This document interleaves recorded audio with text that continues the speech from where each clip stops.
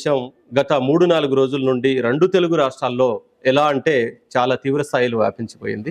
And 25వ తారీఖు చనిపోయినటువంటి ప్రవీణ్ పగడాల అసలు ఎక్కడి నుండి బయలుదేరారు, ఏంటి, ఎలా చనిపోయారు అని చెప్పేసి చాలా మందికి చాలా రకాల డౌట్లు ఉన్నాయి. నిన్నటి వరకు అదొక మర్డర్ అని చెప్పేసి అనుకున్న ప్రతి ఒక్కళ్ళు కూడా దాన్నంతటినీ కూడా అదొక యాక్సిడెంటు, లేదంటే మందు తాగి, లేదంటే ఇంకేదో తాగి ఆ స్పృహ కోల్పోయి, లేదంటే ఇంకో రీతిలో చనిపోయాడని చెప్పేసి దాన్నే వైరల్ గా చేస్తున్న పరిస్థితిలో అసలు వాస్తవం ఏంటి, జరిగిందేంటి, దగ్గరుండి చూసినటువంటి ఆ అన్నని ఒకసారి అజయ్ బాబు గారిని ఆయన మాటల్లోనే కనుక్కుందామని వచ్చాము. అన్న నమస్తే. నమస్తే అన్న, చెప్పండి అన్న, అసలు 25వ తారీఖు ఏం జరిగింది, ఏంటి, దాని గురించి మీ ఒపీనియన్ ఒకసారి. ఇప్పుడు ప్రవీణ్ పగడాల గారు చనిపోయారు, ఆ విషయం ప్రపంచం మొత్తానికి తెలుసు. ఇప్పుడు ఆయన వ్యక్తిత్వాన్ని చంపుతున్నారు. క్యారెక్టర్ ని చంపడం అనేది చాలా దారుణమైన విషయం. మనిషిని చంపడం ఉంటే కూడా ఆయన క్యారెక్టర్ ని చంపడం దారుణమైన నేరం. గడిచినటువంటి 2 రోజులుగా ప్రవీణ్ పగడాల గారిని ఒక తాగుబోతుగా చిత్రీకరిస్తారు.